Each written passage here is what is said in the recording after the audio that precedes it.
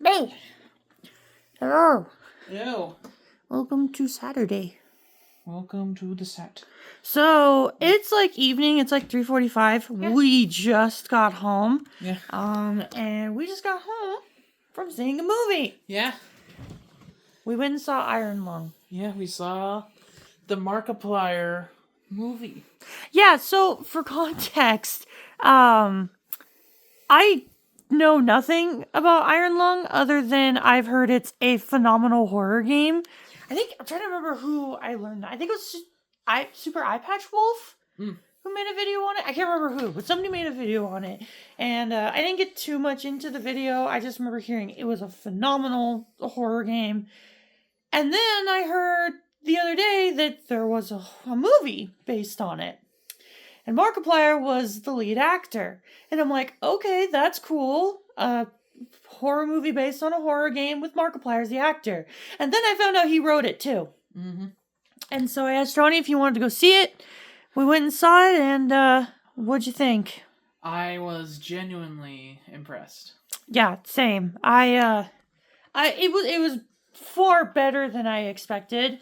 Because when you hear a horror movie written and directed by a YouTuber, it's kind of like, I don't know, but man, Mark did an amazing job with it. So much so, as soon as we're done filming, I'm gonna buy and play Iron Lung. Yeah. I'm playing it. It's like it sold me. I was so impressed with the movie. Yeah, as was I. Now I'm either gonna do the same or even just rewatch his playthrough of it. Yeah, and I really want to get into kind of more the technical side of it because for me personally, I loved it as a horror fan. I've watched a lot of Markiplier. I like Mark. I don't necessarily watch his videos anymore. And it's just I honestly don't know why. Maybe it's just because I don't really watch as much YouTube as I used to. But yeah, I like Mark, but man, the big thing about this movie, and I'm coming across, I'm coming with this perspective purely because I'm a horror fan. This is a slow burn movie. Oh yeah. This is very much very slow. It's like it kind of like wants you to drown a little bit into like the suspense. Yes. Before it actually starts getting into the gritty. Yes. And there are moments where it did, but then it's just like it kind of slows down again. Mm-hmm. Then it picks up, slows down, and then towards the end, it really just it cascades into just what it is. Yes, absolutely. This is how do I describe it? Yeah, it's a slow descent into madness. That's the premise without giving into like specific plot points, which I will say, like if you're someone who wants like a very cohesive story, this is not one of those. And I think that's for the best. Yes. This is a slow descent into madness. That is the horror of it. It's a psychological horror in the sense of the main character, Simon, Markiplier, is literally stuck in one spot and is surrounded by horrors all around of imaginable proportions, and then also has the slow psychological descent into madness. Yeah.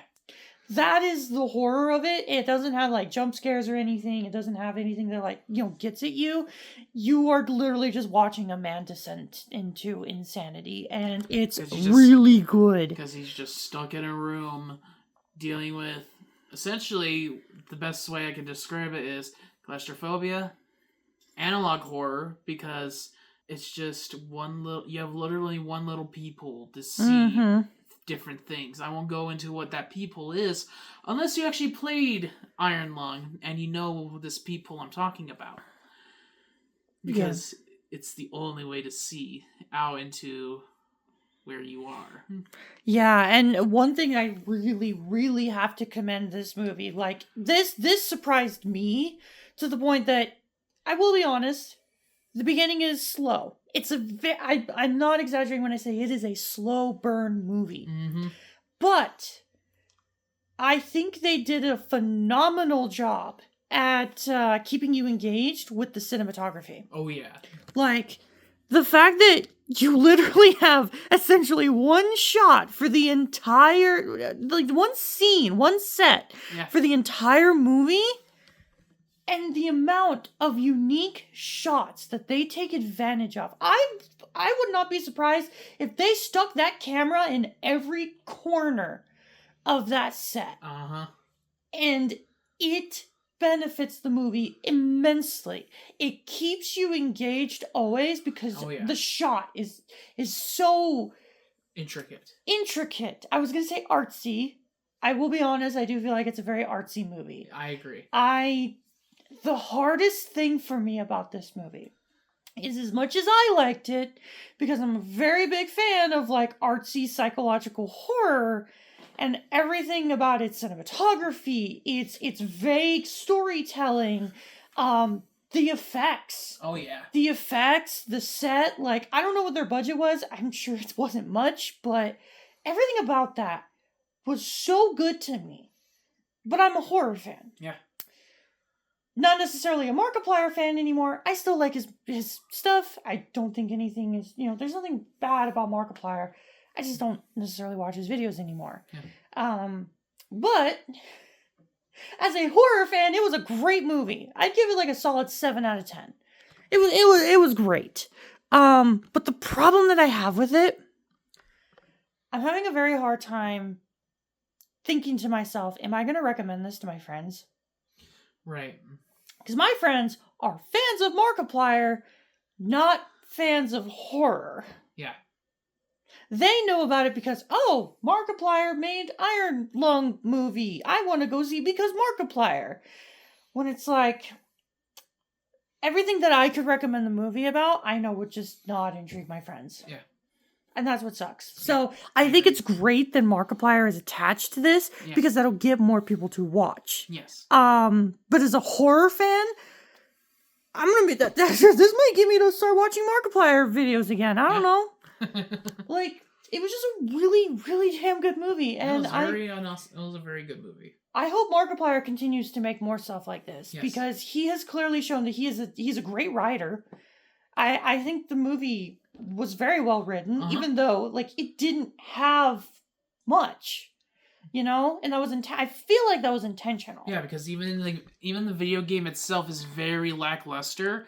That the only way to really get a lot of the information was through a computer inside the submarine that would basically give you all this Easter egg information. And I think Markiplier did a great job at piecemealing that information together. They give you just enough to grasp the story. Some of the lore, but of course, I think because it is an homage to the video game, I think this is also an indirect way, like, if you want to know more of the story, maybe play the game.